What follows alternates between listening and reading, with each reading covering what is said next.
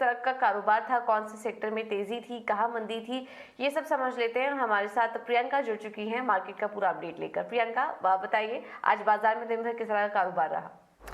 देखिए, बाजार में आप दो तरह का एक डायरेक्शन देख रहे थे। एक तो रेंज में आपको निफ्टी दिखा, आपको कहीं ना कहीं small mid cap index range में दिखाई दिया, स्मॉल कैप में आउट परफॉर्मेंस हुई, और बैंक निफ्टी को तो लगातार अपनी एक अलग ही चाल चल रहा है। आज 7वां दिन है जब आप फिर से बैंक निफ्टी को, पीएसयू बैंक इंडेक्स को स्पेशली एडवांसेस के साथ बंद होते हुए देख रहे हैं। पहले निफ्टी की बात करते हैं। हम एक गैप के साथ खुले और उसके बाद खुलने के बाद ही कुछ समय बाद हमने एक सेलिंग प्रेशर देखा। 70 ऑड पॉइंट्स आप लूज कर देते हैं निफ्टी पर, और टॉप लूजर्स जो इसमें टॉप लूजर्स में आपको अदानी पोर्ट जैसे काउंटर और अदानी एंटरप्राइज जैसे काउंटर्स रहे। लेकिन एट द सेम टाइम किन स्टॉक्स में स्ट्रेंथ थी और जिसके साथ ये बंद हुए स्टॉक्स, उसमें अपोलो हॉस्पिटल आज का टॉप गेनर था। स्टॉक लाइक फिर से एसबीआई बैंकिंग स्टॉक्स का सहारा मिला। बजाज फाइनेंस वापस आपको लौटता हुआ दिखा। जेएसडब्ल्यू स्टील की पार्टिसिपेशन दिखी, तो मेटल इंडेक्स ने भी एक रिकवरी मोड दिखाई। बजाज ट्विंस में से बजाज फाइनेंस आपको वापस आता हुआ दिखाई दिया, और बैंक से तो अलग ही एक मूव चल रही है। लगातार 7 दिन से आप देख रहे हैं कि पीएसयू बैंक इंडेक्स जो है वो परफॉर्म कर रहा है, आउट परफॉर्म कर रहा है, एडवांसेस पे बंद हो रहा है। एट द सेम टाइम आज स्मॉल कैप इंडेक्स में फिर भी मूवमेंट थी। आप स्मॉल कैप इंडेक्स को देखें तो उसने निफ्टी को भी आउट परफॉर्म किया। अब कुछ मिड कैप गेनर्स की अगर हम यहाँ बात करें तो उसमें कई सारे स्टॉक्स जो निकल कर आए। हमने पूरे कुछ पॉकेट्स थी जिनको इनफैक्ट स्पेसिफिकली बात करनी चाहिए, लाइक फर्टिलाइजर पॉकेट्स की बात करनी चाहिए, वहां पर आपको बड़ी मूव दिखी। सीमेंट स्टॉक में कुछ स्टॉक्स थे, कुछ financial institution like A B Capital में बड़ी मूव देखने को मिली। साथ ही दूसरे जो काउंटर्स थे उसमें जीएमआर इंफ्रा हो, कंटेनर कॉर्प हो, वहां पर आपको मिड कैप गेनर्स जैसे काउंटर्स सामने निकल कर आए। एक स्टॉक और निफ्टी का स्टॉक है जिसकी बात करनी होगी, ऑटो स्टॉक में मारुति। वहां पर यूबीएस की एक रिपोर्ट आई, 12,000 का लक्ष्य की बात की गई, और वहां पर आप थोड़ी सी मार्जिनली स्ट्रेंथ जरूर देख रहे हैं। एट द सेम टाइम आप गिरने वाले मिड कैप में कौन से काउंटर्स थे? गिरने वाले काउंटर्स में आपको मेजरली मिड कैप आईटी के काउंटर्स दिखे, टाटा एलेक्सी जैसे काउंटर्स दिखे, एम्फोसिस जैसे काउंटर्स दिखे, और दूसरे कुछ और काउंटर्स है। फोर्टिस हेल्थ के, फोर्टिस के अपने आईएचएच के ओपन ऑफर वाले दिन अच्छी मूव थी। जिस दिन ये न्यूज आई थी उसके बाद से स्टॉक में आप देख रहे हैं कि एक गिरावट का ही दौर था।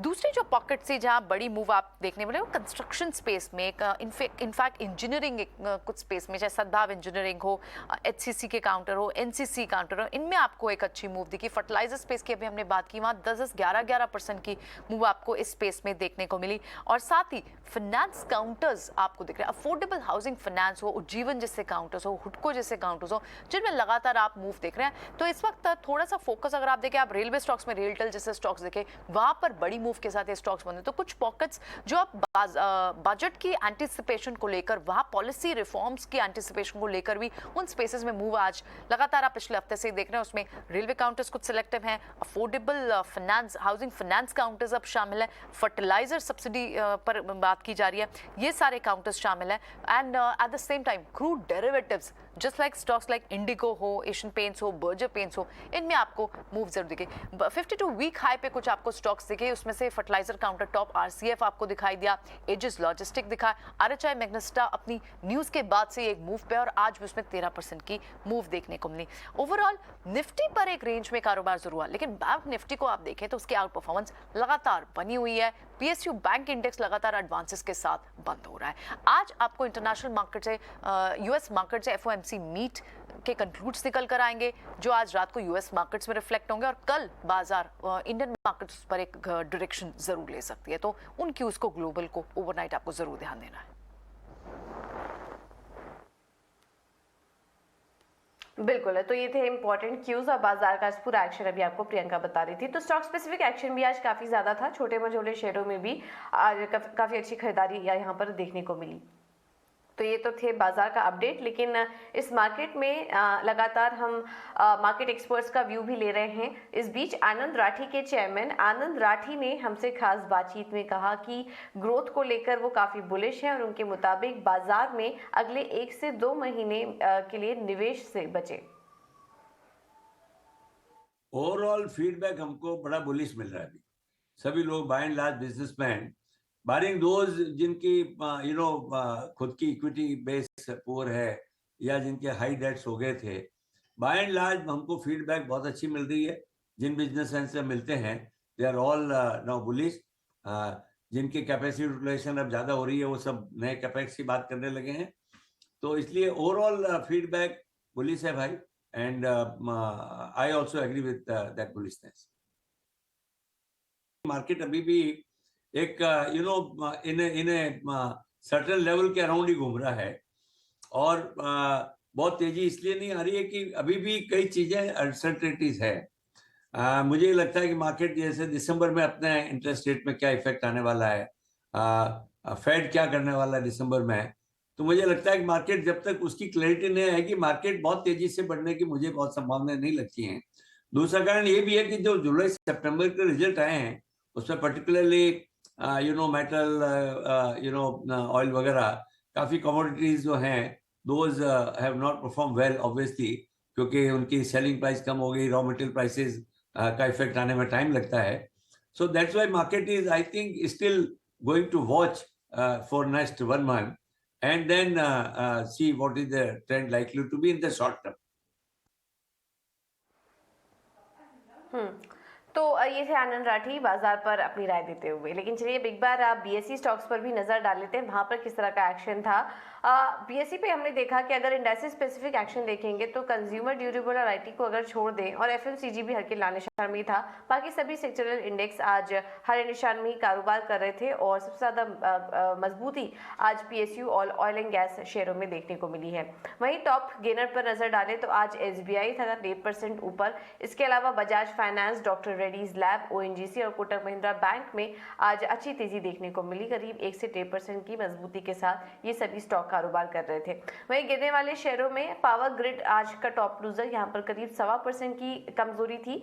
इसके अलावा भारतीय Airtel, Bajaj Finserv, UltraTech cement और एचयूएल ये भी कुछ स्टॉक्स थे जो कि करीब 0.5% की कमजोरी के साथ आज कारोबार कर रहे थे। और सेंसेक्स देखेंगे तो करीब 90 अंक की क्लोजिंग यहाँ पर भी देखने को मिली। तो ये तो था बीएसई का एक्शन आपकी स्क्रीन पर। लेकिन चलिए आज एक और सेक्टर काफी ज्यादा फोकस में था, वो था फर्टिलाइजर स्टॉक्स। आज हमने देखा कि यहाँ पर भी जोरदार तेजी देखने को मिल रही थी। फर्टिलाइजर शेयरों में ये जो तेजी दिख रही है इसके पीछे ही वजह क्या है, एक बार ये समझ लेते हैं। और शरद हमारे साथ जुड़ चुके हैं पूरी जानकारी लेकर। शरद बताइए। जी बिल्कुल, जो अभी इम्पॉर्टेंट न्यूज़ ये है कि फर्टिलाइजर स्टॉक्स में 2 कारण हो सकते हैं उनके अच्छी बज़ करने में और दिन के ट्रेड में जो है, जैसे आरसीएफ फैक्ट, ये सारे स्टॉक्स में जो है लगभग 4 से लेकर 6% तक का ग्रोथ देखने मिला है। और इम्पॉर्टेंट बात ये है कि जो उनके जो प्राइसेस हैं, जो करंट डोमेस्टिक प्राइसेस है, वो जो है थोड़ी सी ज़्यादा सब्सिडी प्राइसेस से ज़्यादा ट्रेड कर रहे हैं अभी। और दूसरा बात ये भी है कि रिपोर्ट्स आ रहे हैं बाजार में, खबर ये आ रही है कि और थोड़ी सी सब्सिडी में जो है इंक्रीज इस वित्त साल में देखने मिल सकती है। अगर इंडस्ट्री बस के बारे में बात करें तो ग्लोबली जो है रशिया एक्सपोर्ट ड्यूटी लगा रही है लगभग 24% का, ऑफकोर्स उनके एनर्जी सिक्योरिटी इश्यूज़ के कारण। उसके अलावा जो डोमेस्टिक की सब्सिडीज़ की बात करें तो ऑलरेडी डबल से ज़्यादा हो चुका है FY23 के लिए। और आगे जाते हुए जो है यूरोप में भी गैसप्रॉम जो रशिया की पाइपलाइन है वो कह रहे हैं कि वो बंद करने वाले हैं। तो उसके कारण क्या होगा कि आपके नेचुरल गैस प्राइसेस इंटरनेशनली भागेंगे और उसके कारण फर्टिलाइज़र प्रोडक्शन पे भी इम्पैक्ट पड़ेगा और फर्टिलाइजर के जो प्राइसेस है उसमें बढ़ोतरी मिलेगी। और जब फर्टिलाइज़र की जो सब्सिडी की हिस्ट्री हम देखें भारत की, तो इस साल का जो सब्सिडी था ऑलरेडी डबल हो चुका है लास्ट ईयर से। और एक्सपेक्टेड है कि FY24 के सब्सिडी लेवल्स भी हायर लेवल्स पे रहेंगे। अब अगर डोमेस्टिक प्राइसेस की बात करें तो पिछले 7 दिन में MCX के नेचुरल गैस प्राइसेस भी 15% बढ़ गए। और अगर इंटरनेशनली देखें तो वो लगभग 10 से लेकर 12% का जो ग्रोथ है 7 दिन में वहाँ पे भी देखने मिला है। तो ये सब सारे इंपॉर्टेंट फैक्टर्स के कारण जो है फर्टिलाइजर स्टॉक्स में जो है अच्छी तेज़ी देखने मिल रही है। और इंपॉर्टेंट बात यह है कि आगे क्या होगा फर्टिलाइजर इंडस्ट्री के लिए, इस पर हम फोकस करेंगे। सबसे पहला बात यह है कि अगर एक्सपोर्ट ड्यूटी लगेगा तो हमारा जाहिर से है कि कॉस्ट ऑफ इम्पोर्ट बढ़ जाएगा, $70 प्रति टन से बढ़ेगा। और सब्सिडी जो है FY24 के लिए ये भी एलिवेटेड रहने वाली है। और जो डोमेस्टिक इंडस्ट्री हालांकि इंपोर्टेड फर्टिलाइजर्स को धीरे धीरे स्टॉक अप कर रही है, तो सिक्योरिटी इश्यूज का कोई टेंशन नहीं है। पर हमेशा याद रखिए जो ग्लोबल प्राइसेस होते हैं, डोमेस्टिक प्राइसेस होते हैं, दोनों में एक डिफरेंशियल रहता है, हमेशा डोमेस्टिक प्राइसेस बढ़े रहते हैं। तो इसलिए जो है सब्सिडीज परपेचुइटी लेवल पे चलती है फर्टिलाइजर्स के लिए। बिल्कुल, तो इन सब कारणों के चलते आज हम देख रहे थे कि फर्टिलाइजर शेयरों में शानदार तेजी देखने को मिली। आरसीएफ देखिए करीब 11.5% का मजबूती आज इस स्टॉक में भी थी। चलिए अब फिलहाल इस बुलेटिन में इतना ही, लेकिन जाते जाते आपको एक बार दिखाते थे कि आज 5 बजे स्वदेश विशेष में हमारी खास पेशकश क्या होगी। और आज हम चर्चा करेंगे क्या सस्ती हुई है आपकी थाली। महंगाई को लेकर सरकार काफी ज्यादा कोशिश कर रही है उसमें कमी लाने की, लेकिन क्या वाकई उनको राहत मिलना शुरू हो चुकी है? क्या आम जनता की थाली सस्ती हो चुकी है?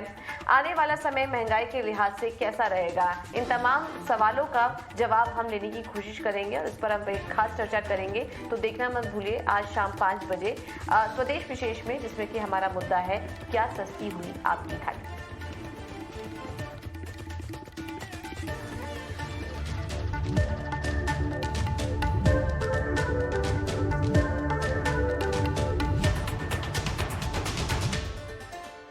मुथूट फाइनेंस पेश करते हैं गोल्ड लोन मेला। गोल्ड लोन लेने पर पाए सुनहरा मौका कपल्स के लिए फॉरेन ट्रिप जीतने का और साथ ही जीते कई आकर्षक इनाम। यही नहीं, हर ट्रांजैक्शन पर होगा 24 कैरेट गोल्ड आपके नाम। अपने फ्रेंड्स और फैमिली को रेफर करने पर भी मिलेगा खरा सोना। गोल्ड लोन लेने के लिए आज ही मुथूट फाइनेंस की ब्रांच में आए या फिर घर बैठे बैठे गोल्ड लोन पाए। आज ही